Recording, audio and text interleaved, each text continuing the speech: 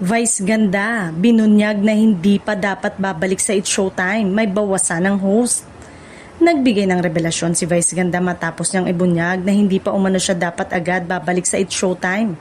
Ayon sa kanya, plano pa sana niyang ipagpatuloy ang kanyang pahinga ngunit dumating ang punto na kinailangan na niyang bumalik sa programa.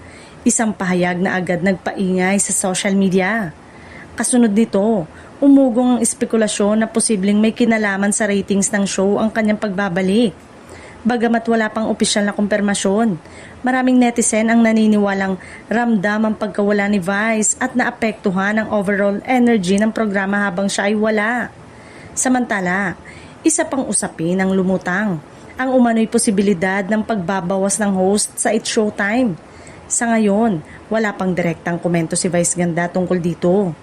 Gayunpaman, napapansin umano na madalas ay kulang-kulang ang mga host at bihira silang mabuo sa isang episode. Kung sakali mang mangyari ang pagbabawas, sinasabing para pa rin ito sa ikabubuti ng programa. Gayunpaman, may mga taga-suporta ang umaasang hindi ito umabot sa ganoong desisyon.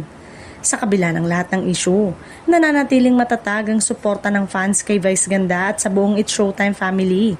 Para sa marami, ang kanyang presensya ay hindi lamang dagdag saya kundi isang mahalagang bahagi ng tagumpay ng programa.